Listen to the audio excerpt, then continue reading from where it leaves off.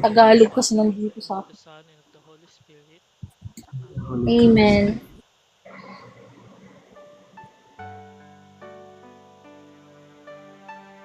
Amen.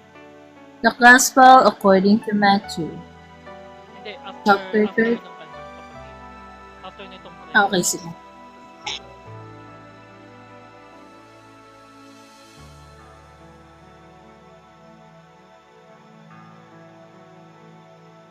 Soul of Christ, sanctify me. Body of Christ, save me. Water from the side of Christ, wash me. Passion of Christ, give me strength. Hear me, Jesus. Hide me in thy wounds that I may never leave thy side. From all the evil that surrounds me, defend me. And when the call of death arrives, bid me come to thee that I may praise thee with thy saints forever. Hear me, Jesus. Hide me in thy wounds that I may never leave thy side. From all the evil that surrounds me, defend me. And when the call of death arrives, bid me come to thee that I may praise thee with thy saints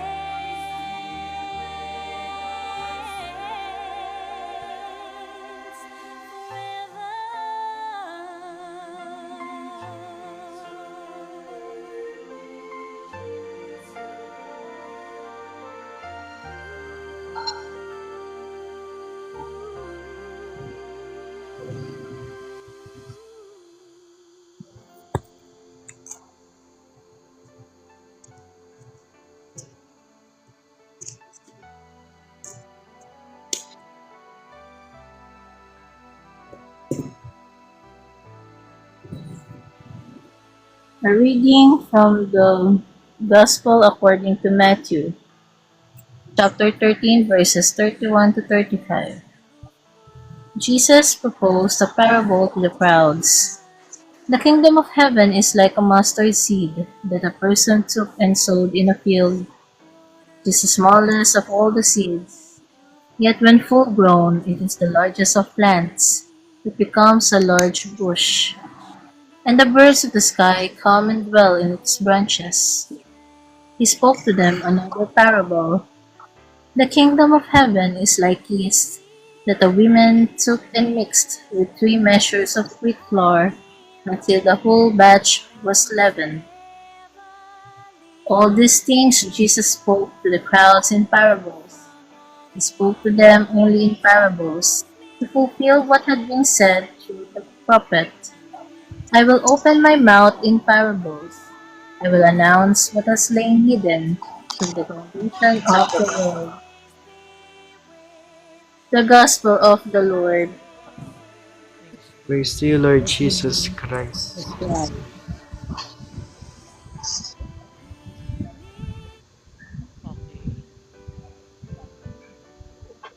Dinig nyo pa rin ba yung music? Yeah, kahit Yes, medyo, comment yes.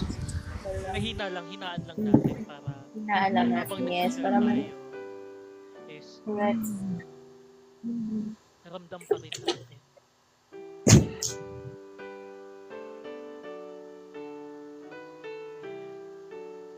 So yung first ano natin, first question natin.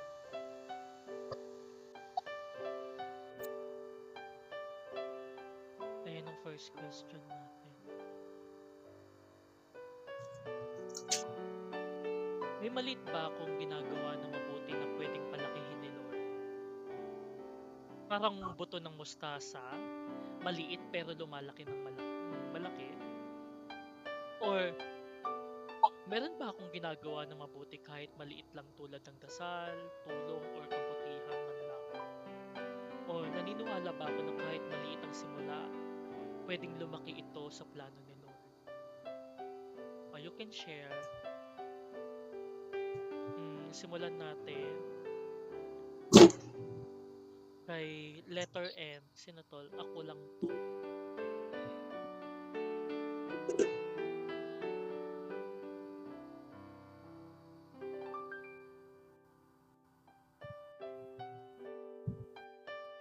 Si ate muna. Okay, okay.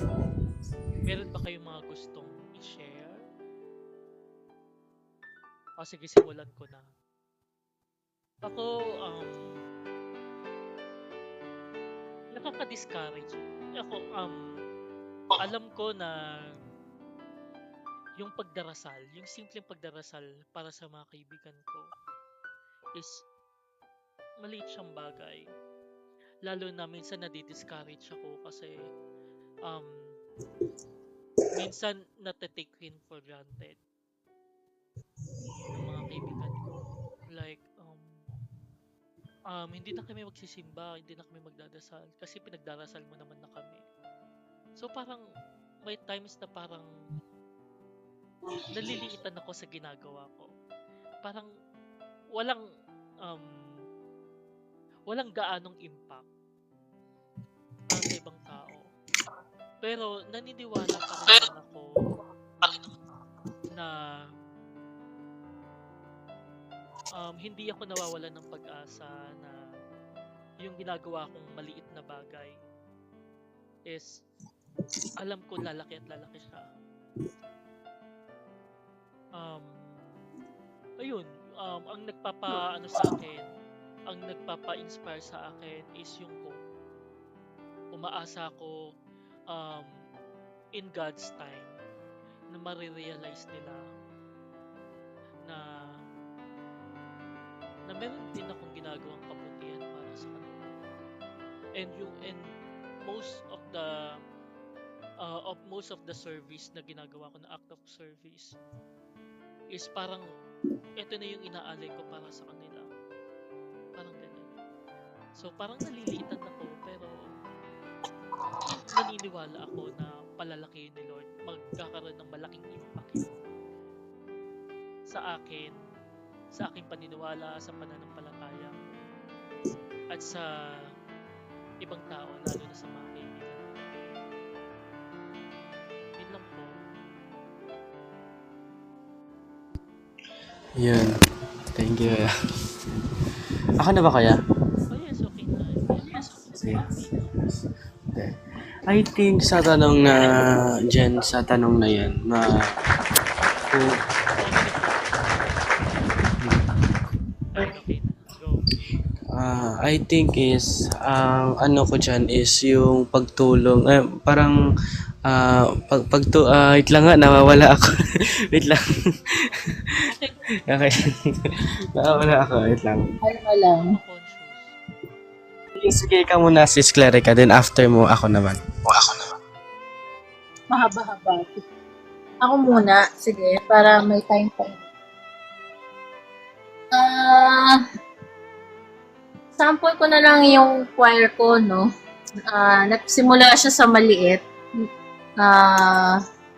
Nagsimula ang grupo ko 2009. Handle siya ng mga Pabunian brothers sa parish. That time, ang ano din, ang galing kasi ni Lord kasi, Anas, medyo malakas yung hindi ko rin marinig yung sarili. Yung sound. Ayun. So, parang that time, yung isang group ko kasi, na-suspend sa parish, no, na wala yung group mo. So, walang nag-handle. Tapos that time, kakaaral ko lang mag-gitara. And then, may nag-alok sa akin na, kasi one time nakapag-serve ako sa zone mass, may mga zone masses kami. walang nagtumutugtog. So, nag-volunteer ako para talagang ma-test ko kung kaya ko nang tumugtog, no? And doon nagsimula na kinuha ko, no? Kasi nga, aalis daw yung mga brothers. Wala na daw mag-handle ng Saturday choir. Which is yung mga bata, no? And nag-start kami sa 10, no, sa maliit. And, alam mo yun, hindi ako nahirapan maghanap ng server. Talagang gumagawa si Lord ng paraan para mapunan niya yung tahanan niya. No, kahit sa maliit, lumalaki. So, nag-increase kami ng, umabot kami sa 50 kids. Yes. From 10 kids, no? Nung tumagal-tagal, nakailang taon, nagulat na lang kami, umabot kami ng 50 kids. Different level and age. From 4 years old, no? Kahit batang-batang maliit, talagang kumakanta. So, tuwan-tuwa yung mga tao. At through that, mas maraming nagsimba kasi nakikita nila mga bata kumakanta eh. Mas naiengganyo. Oo, kasi dati nung walang ganong karaming bata, no? Walang masyadong nagsisimba doon sa oras ng schedule na yun. Pero nung simula nung nagkaroon ng mga kids, dumami yung mga nagsisimba. Tsaka nai-invite na kami sa iba-ibang chapel, sa iba-ibang na-invite, nakakanta na yung mga yung mga bata sa Ateneo, yung mga dati kong batch, no, nakakanta na sila sa Eastwood. So nakakatuwa from maliit, yun nga, no. Si Lord ang gumagawa ng paraan. Kapag tumawag ka sa kanya, pag may problema, binibigay niya yung solusyon na alam niyang yun talaga yung kailangan mo, no? So, etong mga bagong batch, ganun talaga. Minsan hindi rin consistent. Yung 50 na yun, nababawas. May ganun talaga. Hindi natin mapipigilan. Pag lumalaki na sila, kailangan natin i-let go. Yun nga sabi natin, hindi natin hawak ang mga isip at puso ng mga bata pag lumalaki. Nag-iiba ang nag-iiba na yung takbo ng kagustuhan nila sa paglilingkod, nag-iiba. So ako, pinahayaan ko lang, no? So ang kagandahan naman do kahit naman hindi pa rin sila nakakalimot na nagsisimba pa rin. Nakikita ko pa rin sila nagsisimba. And successful lahat sila sa buhay, mga graduate, mga may magagandang trabaho. Meron na nga akong apo eh. may apo na ako sa kanila. Eh natutuwa ako yung mga nagiging anak nila, nagka-choir din sa akin, no? Ipinagkakatiwala pa rin ng mga magulang sa akin yung mga anak nila. And yun lang, hindi ka dapat sumuko sa paglilingkod. Minsan, oo, nakakapagod. Parang, darating sa point na babalik ka uli sa wala. Oo, totoo yan. Ako ilang generation na nang na-handle kong youth. From marami, babalik ka ulit sa wala. Pero sabi nga natin, pupunan ni Lord kung ano yung kailangan. Kung ano yung kailangan para sa tahanan niya. 'Di ba? Ikaw lang ang magiging daan para matupad 'yon. So kung ikaw ay mapapagod, okay lang, pwedeng huminga ka iiyak mo sa kanya yung frustrations kasi nakakapagod din naman talaga, totoo. Ako rin dumating ilang beses na akong napofrustrate na bakit walang tumatagal, ano bang adjustment yung gagawin ko para may tumagal. Pero sabi nga natin, hindi natin pwedeng ikulong, 'di ba?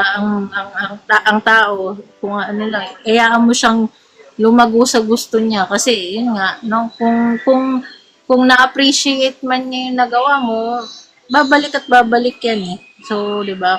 Kung natuto siya sa iyo, pasalamat ka. Kung hindi, magpasalamat ka pa rin. So, yun lang. So, ayun, ngayong batch ng mga bata, at andito yung mga bata ko no, yan, si Athena, and yung iba jumo-join dito. So, nasa, ano sila, no?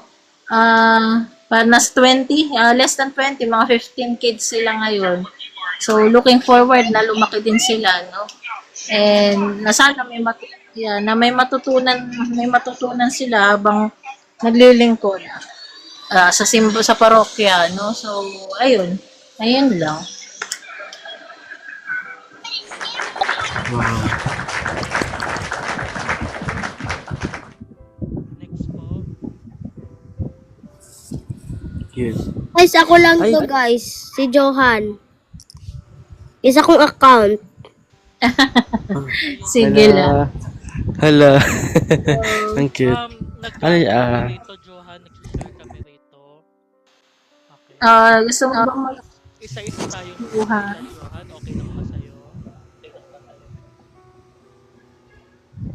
Ano ba siya? Lalaki ba siya? Yes. Bata pa, 7 years. Okay. Johan, pwede Buti ang ano yun, ano? baba ka muna para sila ate at kuya muna. Okay lang. Maraming salamat. Sweet. Ang cute. Ang ano niya. So, yun. I think ang yung pinaka maliit na bagay para sa akin yung pagtulong ko sa isang matanda na need niya talaga, like nakita ko rin siya sa nakita ko siya sa simbahan na after ng mass, humihingi siya ng tulong kasi nga yung simbahan is napaka like hagdan siya, 'di ba? Need pa talaga bago ka bumaba, need pa talaga dumaan ka sa hagdan kasi wala namang ibang choice kundi yun lang talaga. Then parang parang noon na hindi ko pa siya pinansin kasi kala ko kaya niya. Then inano ko na siya, kumbaga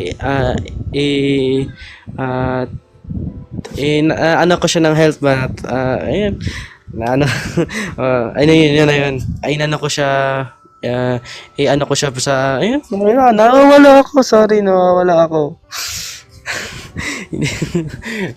Nawawala ako, yun. Wala. Yun. Inano ko siya sa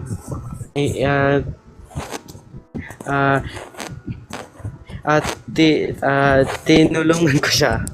Yun, inano ko siya sa Then yun nga, nagpasalamat siya sa akin. Yun, parang feel ko parang ang ganda sa pakaramdam na makatulong sa ibang tao, lalo na yung nangangailangan ng tulong mo. Oo. Yun yung pakiramdam ko. Parang ang gaan sa pakiramdam pala. Parang inano sa akin na Lord na yun ang pala, parang naramdaman ko talaga si Lord na gumaan talaga yung puso ko yung tinulungan ko na matanda. 'Di ba? Parang yun talaga yung pinakamaliit na bagay na ginawa ko sa buhay ko, na yung pagtulong nga sa isang nangangailangan, 'di ba? For me, napaka na yun eh. Hindi ko masabi na maliit na, hindi ko masasabi na malaking bagay siya. Pero for me, napaka talaga siya eh. 'Di ba? Parang ang gaan sa pakiramdam na ganun pala na tumulong sa kapwa mo. 'Di ba? Tapos hindi nangangailangan pa talaga ng tulong mo. Ganun siya So, yun, nag-thank you naman siya sa akin. Then sabi ko, maraming salamat rin kasi yun na, na. After nun, wawin na ako. Yan yung pinaka sa buhay ko, promise. Na yun nga, na nakatulong pa ako sa kapwa ko imbis na uwi na lang ako. Nagmamadali talaga ako noon kasi nga may nahabol rin ako na oras. Then hindi ko kinaya si nanay na parang nahihirapan siya, na humahawak na lang siya sa kilid. Then yun, inano ko na siya, tinulungan ko na siya. Yun lang yung ko, masishare ko.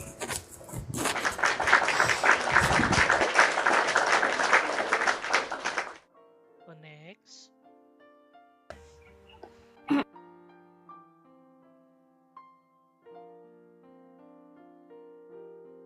Nain.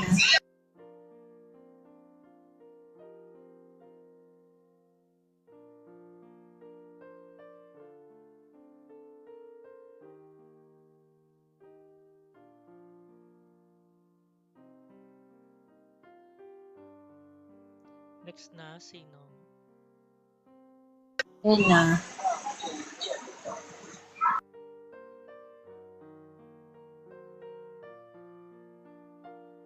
Ina?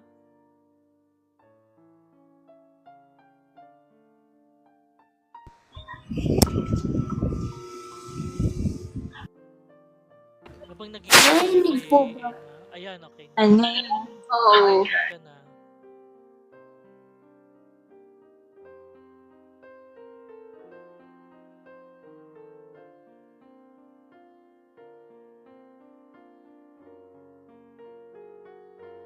Hindi ka na marinig, anak.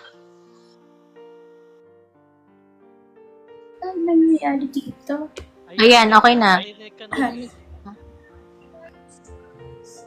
May maliit ba akong ginagawa na mabuti na pwedeng palakihin, Lord? Mm.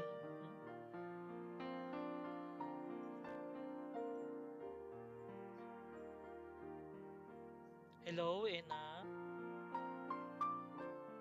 Bakit Wala ka. nandito siya?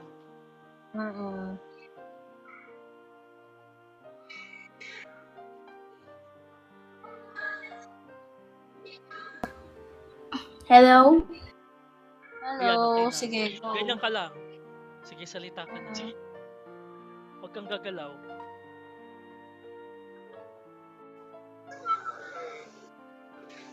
Wala, hindi siya narinig. Kaya mo yan, kaya mo yan, kaya mo yan. Kalma lang. Galaw ka ulit, kapatid. Galaw ka ulit, kapatid. Mm.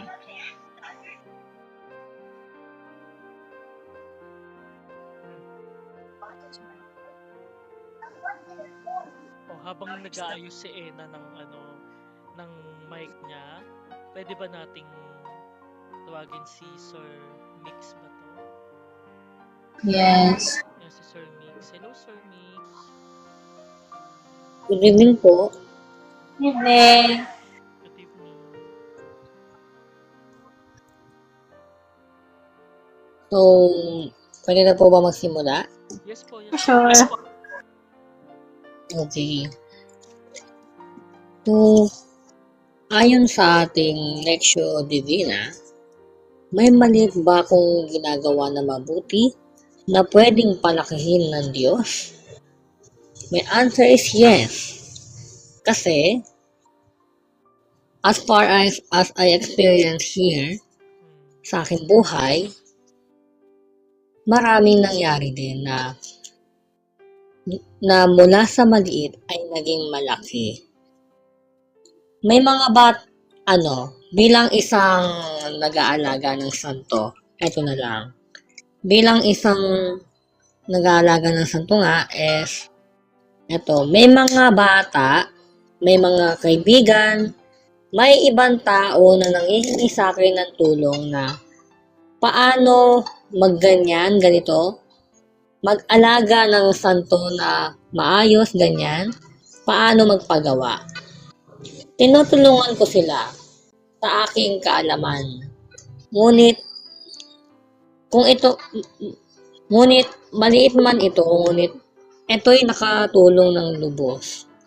Ngayon, dahil nga sa aking pagtulong, hindi lamang ako nakatulong, ngunit nagkaroon ako ng maraming kaibigan. Nagkaroon kami ng iba't ibang grupo dahil sa ganong pagtulong ko, pagtutulungan namin. And ngayon, nagkakaroon kami ng benefit sa ganito. Mula nung una na nahihirapan kami sa mga paggagayak ng mga karosa, pag-aalaga ng mga santo, pagbibigay ng mga ideas sa ganyan. Ngayon, mas naging madali. At dahil nga kami mga nagangalaga ng mga santo, meron din naman na iba na matapobre. So, hindi naman namin kaibigan, pero may ibang grupo na gano'n nga. Ngunit hinahayaan na lang namin at pinagdadasal namin. Kaya ngayon, dahil nga sa pagtutulungan namin, pagtulong ko rin, at ito na nga, ang ganda ng experience and marami akong naging kaibigan dahil nga sa tulong ni Lord. And then sa school, ganun din.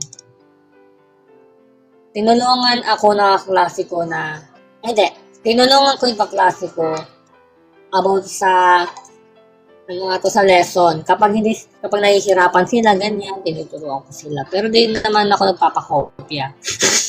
So, ayan. So, eto nga, tinuturuan ko sila sa lesson, ganyan. Kung ano naiintindihan ko lang. Kung mali, okay. Pero ganyan nga. So, ang galing na kahit sa kaunting kaalaman, may malaking impact din sa'yo to. No? Ang galing talaga ng Panginoon. So, ayun lamang po ang aking ibabahagi ngayon. Maraming salamat po sa inyong pakikinig. Maraming salamat.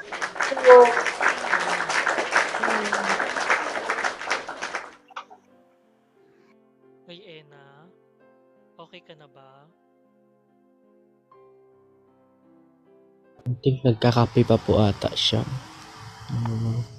Kailan na ba yung signal? Baka nahiya siya. Baka hindi. Nak, ready ka na? Nakamute siya. Cherry na? Nakamute ka, B. Ayan. Ay, nawala. Ayan. Ayan. Ay, nawawala. Magsalita ka nga. Okay na ba? Mahirap siguro signal sa kanila. Siguro nga.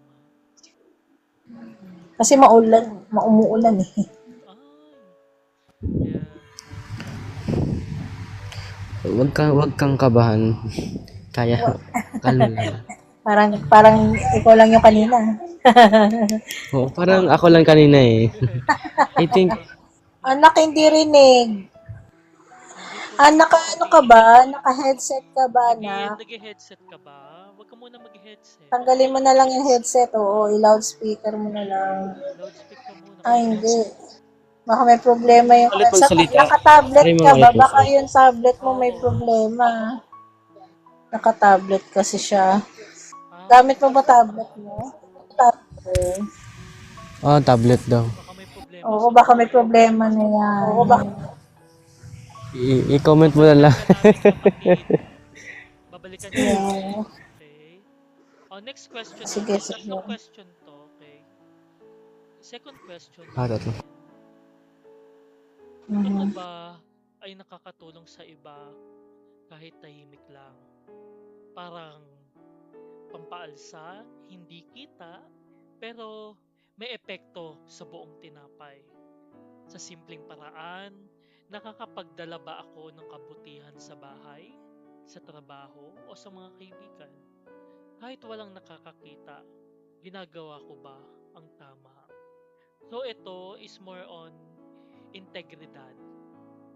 Paggawa ng kabutihan kahit walang ibang nakakakita. Okay. So ako, when it comes to service, I'm always um, working the back. Gusto kong tumutulong ako sa sa pagsiserve sa organization namin nang hindi ako nare-recognize. Mas gusto ko yun.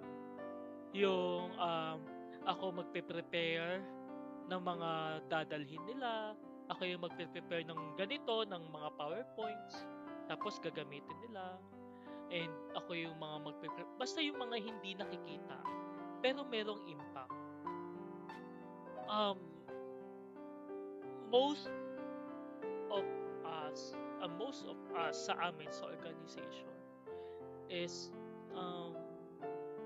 napapansin ko kasi is um, na neglect yung mga bagay na yun, no? Um, Minsan kasi nami-misinterpret and mas mababaw ang ang ang experience nila, ang reason nila to be an apple of the eye, ang recognition, ganyan. Pero sa akin kasi lumaki ako sa mga tao, sa environment ko sa simbahan na mas masayang maglingkod nang hindi ka nare-recognize. Although yes, we have a needs, no? Pangangailangan. May isa tayong pangangailangan na sana ma-recognize ako, ma-acknowledge man lang ako yung mga ginagawa ko, sana ma-acknowledge, yung mga ganun, no? Or minsan hindi rin natin may tatanggi na gusto rin natin yung sinusurprise tayo tuwing birthday natin, ganyan. Or kapag aalis tayo sa isang organization tapos bibigyan tayo ng recognition, maraming salamat sa ganyan, sa ganun. Ako, mas gusto ko na gumagalaw ng walang masyadong ganun. Mas nag-e-enjoy ako, mas para sa akin, mas fulfill ang pagsiserve ko without any recognitions. Nakikita ko yung mga bagay na naitutulong ko. And para sa akin okay na yun, sapat na sa akin na nakikita ko yung mga hanggang ngayon yung mga naitulong ko ginagamit pa rin nila. Masarap sa pakiramdam yung ganun. Kahit hindi ka na ma-recognize, kahit hindi ka na mas nasanay ako sa ganun. Kayo, anong share nyo? Ikaw, Ma'am Lai. Sa akin, ah, siguro yeah, parehas tayo. Mas masaya na yung okay na nga sa akin yung i-thank you ka eh. Yung hindi kailangan ng yung i-announce mo na yeah, mas masarap sa pakiramdam. Siguro yung parang kasi ako ang tagal ko na parang ang tagal ko nang hindi ko man binablog pero ang tagal ko nang nagsisilbi sa simbahan for more than 20 years na. Ako kumbaga halos kalahati ng buhay ko nasa simbahan. So lumaki ako simbahan lang, simbahan, bahay, school.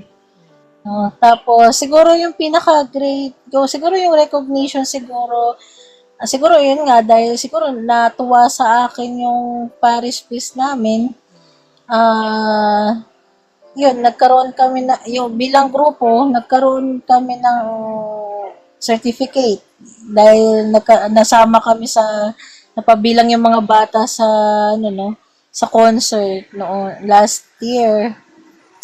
And syempre at saka yung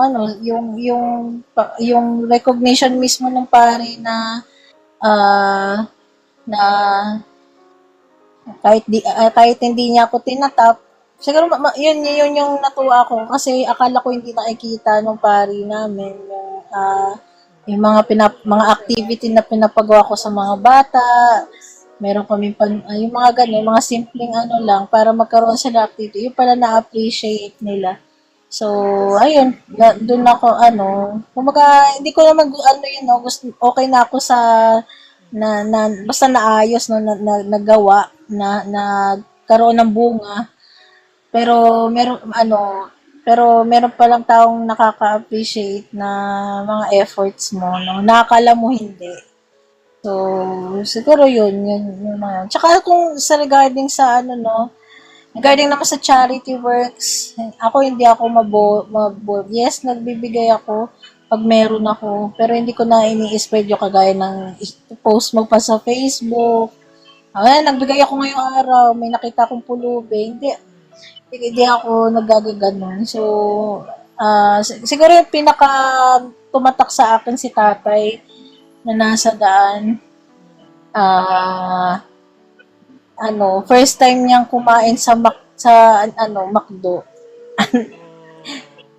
Yun yung tas umiiyak siya kasi sakto pa birthday niya. Ala, naiiyak ako na ala. So, kasi ako makalolo, ganyan. So, talaga yung ko sa matatanda. So, natuwa naman ako sakto yung, siguro, rin siguro, naganda makilala ko siya sa ganong sitwasyon nga lang, pero, yung ngiti niya, tsaka yung iyak niya, na first time yung makakain ng masarap na pagkain na kumpleto. Malaking pasasalamat niya na yun. So, yun yung nakakagaan ng loob. Yun yung pinaka-worth it sa lahat. So yun. Siya yung tumatak sa akin si Lolo. Kasi yung mga sumunod na, nung balik ko dun sa lugar na yun, hindi ko na siya nakita eh. Hindi ko alam kung buhay pa ba siya or ano. Kasi mahina na talaga siya. So, ayun. Siya yung tumatak sa akin. Ayun lang.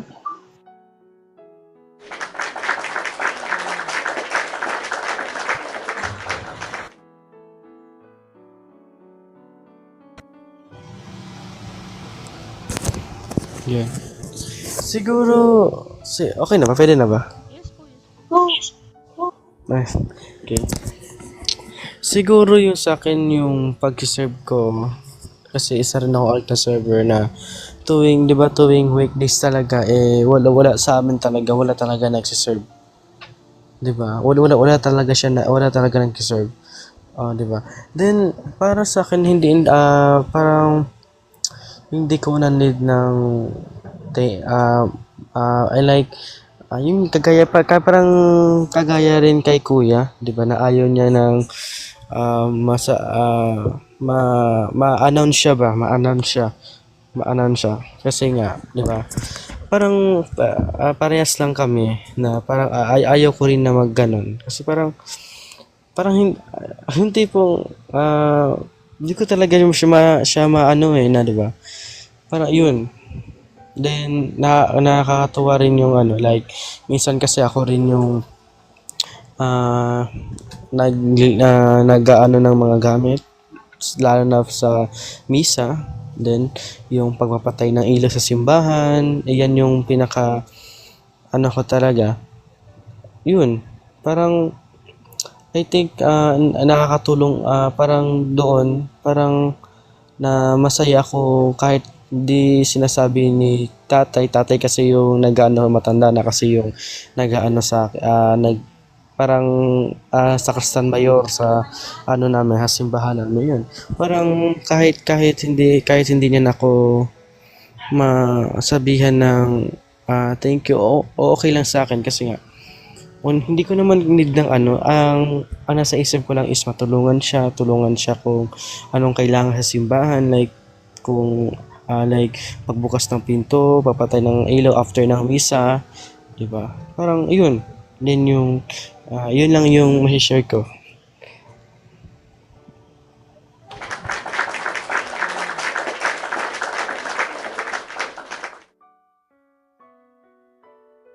Next po.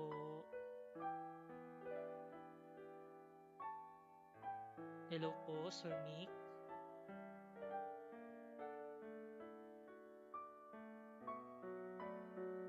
Hello. Ayan. Okay na po. Oo. So, as per you kanina, Kuya Anzar, I don't want a recognition from our parish or anything. Basta makatulong ako sa aking kapwa.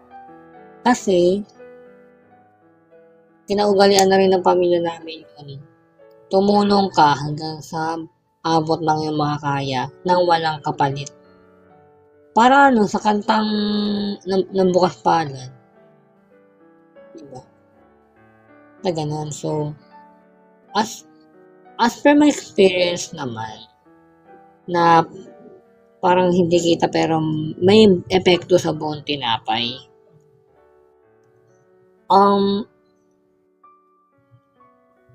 Ano ba? So, yung sa sinabi mo nga kanina, parang ganun din na tumutulong ako, ngunit, tinulungan ko sila, nagkaroon din ng malaking impact sa ganong style ng pagsisanto nila. Pero, ngayon, I think is,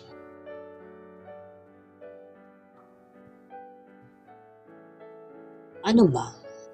Wait lang, sorry. Sige lang, walang problema. Sa simpleng paraan nakakapagdala ba? Okay. Kahit wala nakakita, ginagawa ko ba ang tama? Yes. So, eto nga. So, as per dito sa question, tumutulong ako kahit wala nakakita. Basta tama. So, ang experience ko na yon way back last year. Kasi dito sa parish namin, dito sa Our Lady of the Abandons o La Marikina, hindi naman kasi ako parishioner that time. Like, yung normal parishioner, ibang parishioner ako, meron akong organization for devotion for our Mother Mary, especially Our Lady of the Abandon. So, ito nga,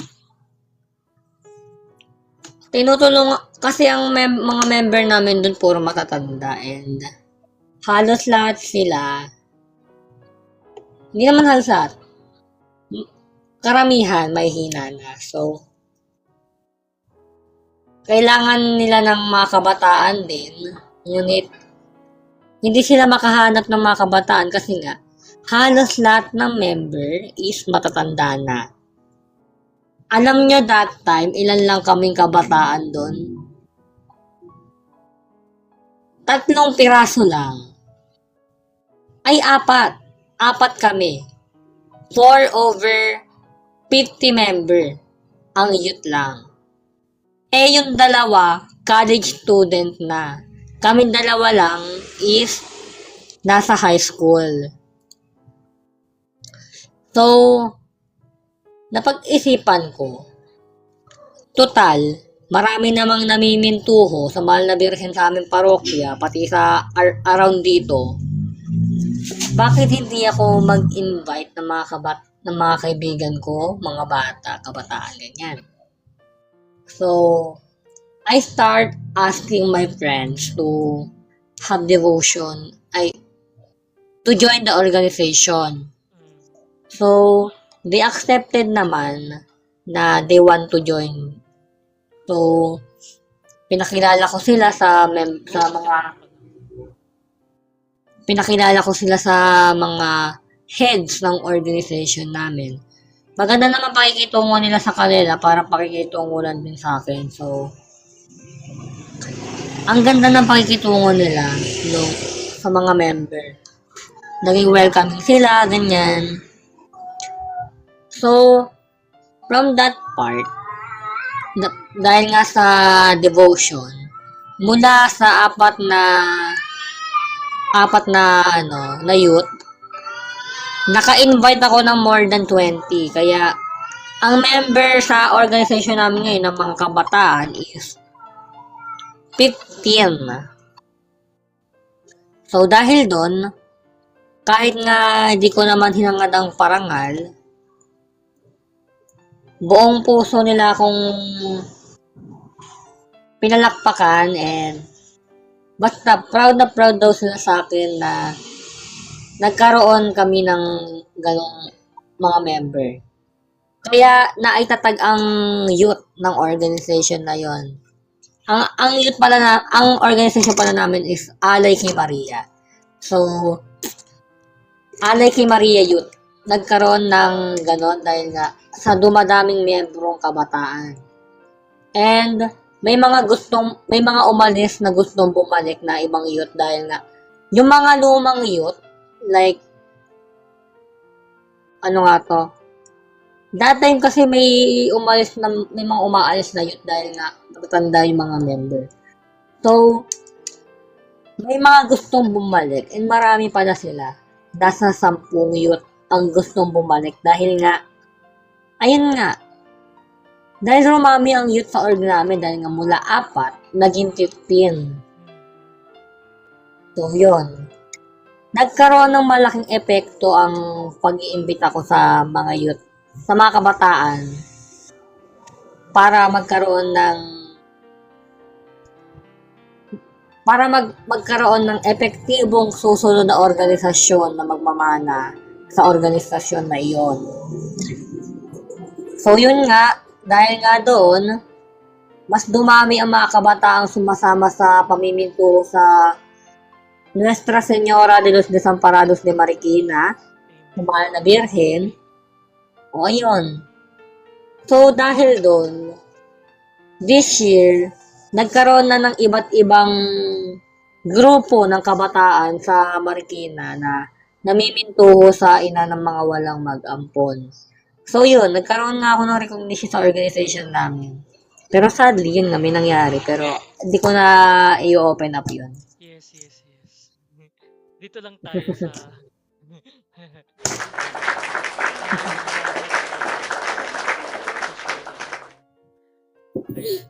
Si Ena, okay ka na ba? Hello, hello? Ayan, okay na. So may utang ka sa amin, 2 tanong.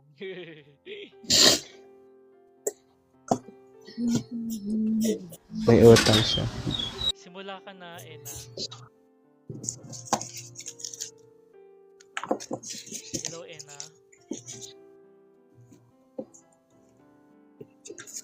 Wala na naman siya. Hello, Ena. Ena, hello. Yung ano niya. Wow. Gadget. Wow. Isang word lang yata yung tinatanggap ng o 2 word. Oo nga. Anyari na. May ano siya, pag ano tayo, may 3 utang na siya na tanong. Carry lang yan. Hala.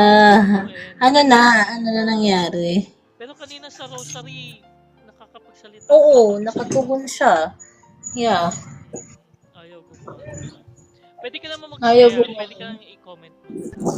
Ay, comment mo na lang. Babasahin mo lang na. Kung gusto mo, i-comment mo na lang.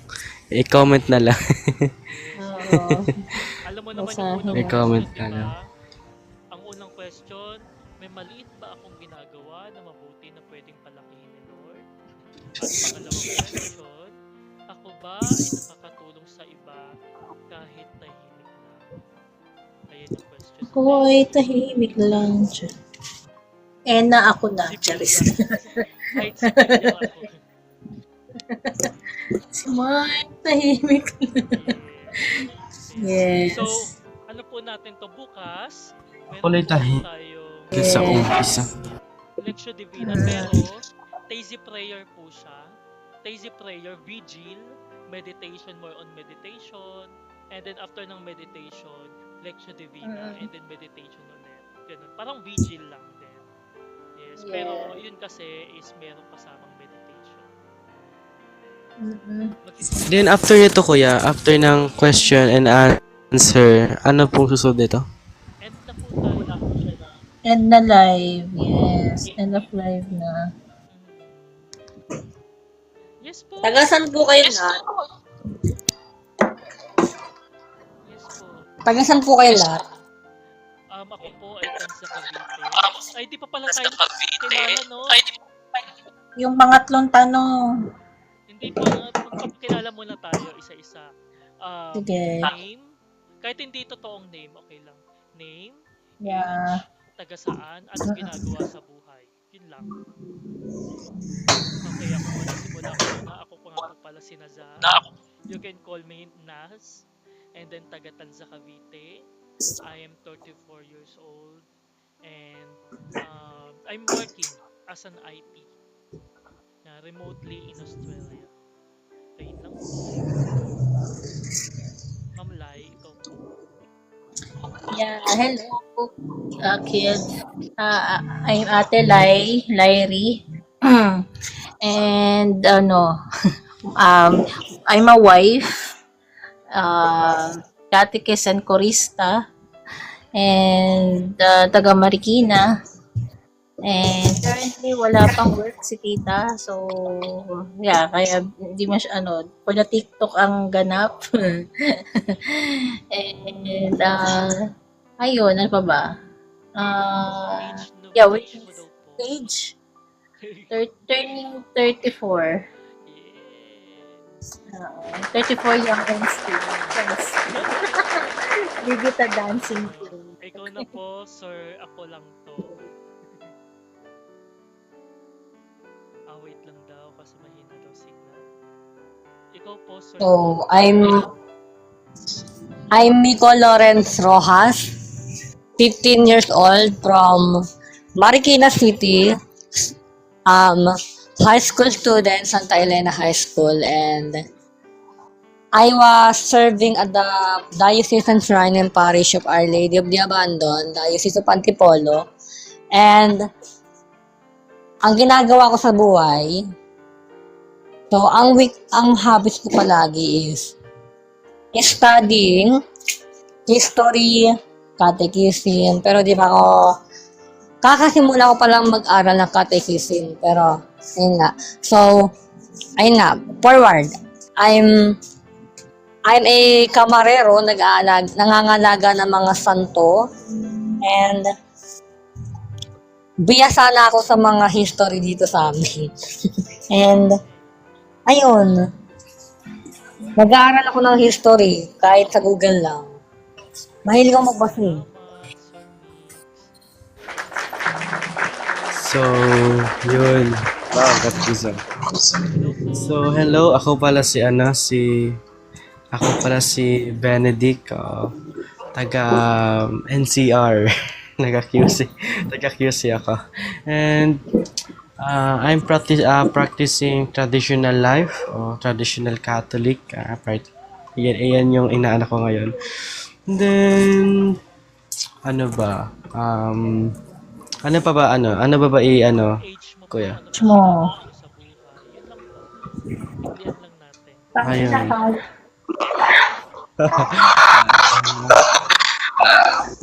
Ako ay 15. Yan, 15 yan. 15. Then, and ang ginagawa ko naman sa buhay, wala naman. Nagsimba-simba lang. Diba? Yun. Yan. Si Enna.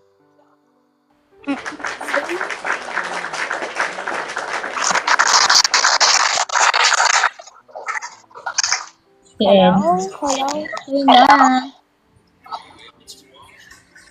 Wala pa yan. Go. Sa third question natin. Okay. Ano lang natin, be mindful lang sa length ng sharing. So, para makapag-share tayo lahat. Okay? Okay. 3 questions. Last question natin.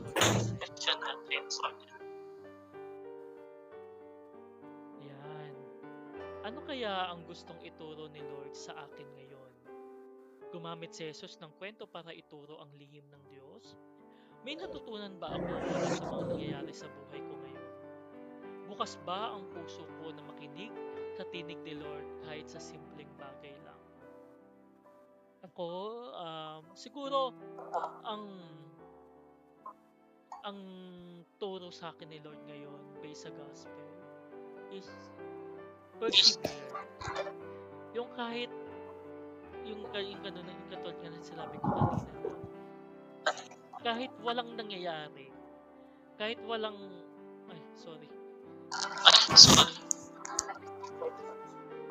post ko muna siya. Hey Google, stop. Okay, nag-stop siya. Ayun. Hello. Nag-stop siya. Okay, yun. Wait nga. Doon siya nag-ano. Okay, to this computer. Ayan. Ayun. So, proceed. So kahit hindi ko pa nakikita sa ngayon, siguro tinuturuan niya ako kung paano talaga ang pagmamahal, kung paano siya magmahal sa atin. Na kahit nakikita niya na hindi tayo deserving mahalin, na kahit nakikita niya na hindi tayo deserving paglingkuran. Kasi yun yung, dun mo malalaman kung mula sa puso ba ang pagsiserve mo. Kapag nakita mo na, kapag meron kang nakikitang mga kapwa mo na pinagsisilbihan mo, kasi nakikita mo na, kasilbi-silbi ba to? Parang hindi naman to, parang hindi niya naman deserve na tulungan, mga gano'n. So, pag hindi mo na naiisip yun, ibig sabihin, mula sa puso, naniniwala ka na merong higher being, na merong Diyos na nagmamanage sa'yo, na hindi galing sa'yo ang pagtulong mo, hindi galing sa'yo ang paggawa mo sa kapwa mo or sa pagsiserve mo sa simbahan, hindi galing sa'yo, nagagaling sa Diyos. Kapag nanggagaling sa Diyos, kahit sino pa yan, kahit ano pa yan, kahit ano pang, alam mo yung estado sa buhay or kahit ano pang ugali niyan, magaan para sa'yo ang pagsiserve. Siguro yun yung itinuturo sa akin ni Lord ngayon, na nahayaan ko siyang i-manage ako. Parang kumbaga sa sinasabi ko dati na the parable of the pencil, na in order na maging pencil ka, in order to leave a mark in someone's life, you have to let God handle you. 'Di ba ganun gabag sa lapis, 'di ba? Hindi siya magagamit kapag hindi niya ililet na merong hahawak sa kanya, no? So, I think ganun yung parang pagkakaano ko rito, na I will let God handle me, na hindi dapat manggaling sa akin ang kabutihang ginagawa ko sa tao. Kasi kung galing sa akin, mag-iisip na ako, no? Hindi ka naman sinasabi na masama, no? Na masama or na hindi nyo gagawin, pero it must be a part of our life, na it must be a part of our life what Jesus did to us. Na ayun nga, 'di ba? Kaya tayo naging Katoliko, it's our call na maging Kristo tayo sa ibang tao. Yun yung inaano sa akin dito ng gospel, na maging Kristo tayo. Dalhin natin o ipamahagi natin si Kristo sa bawat tao. Kapag yun ang reason natin, baliwala, hindi tayo magiging bitter, hindi tayo, very smooth ang pagsiserve natin. Kasi naniniwala tayo na kapag ang pagsisilbi is galing kay God, galing kay Kristo, ipakilala si Kristo, ipakilala ang Diyos sa bawat tao. Kaya tayo nandito, kaya natin isinasabuhay kung ano yung nasa Biblia, kung ano yung mga itinuturo na sa atin. Yun lamang po. Kayo po, next slide. Anong gustong matuto ni Lord? Sa reflection ngayon, no? Yan, bukod sa persevere, siguro maging grateful kung ano man ang binigay sa iyo ngayon. Pag-ibayuhin mo, ano ba? Kung ito lang yung kaya, kung ito lang yung biyayang nabigay ngayong araw, gawin mo yung best mo na palaguin. So, wag lang naka-stick lang sa sa kung ano na lang, na wala ka nang gagawin kasi nabigyan ka na.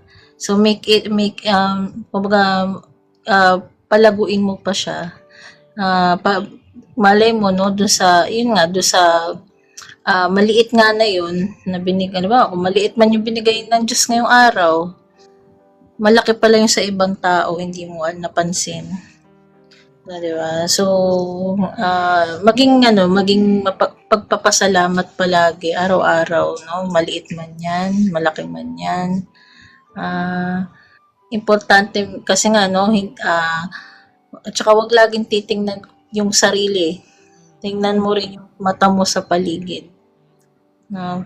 Para laging mo paalalahanan ng sarili mo na mas better ka pa pala kaysa sa kanila. Kumbaga, 'di ba? Mas nagpasalamat ka pa rin, meron kang bahay, humihinga ka. Kumbaga, 'di ba? Meron kang barya, may piso ka sa bulsa. Pero yung piso na yun, makakabili ka pa rin ng candy. Yung pala, pamatid, uhaw, or pamatid gutom. Eh, ang ibang tao, hindi naman, araw-araw nakakuha ng piso. Diba? So, yun yung, yun yung parang lesson, no? Na maging grateful in all things. And pagpapasalamat sa maliit at sa malaki. Yun lang.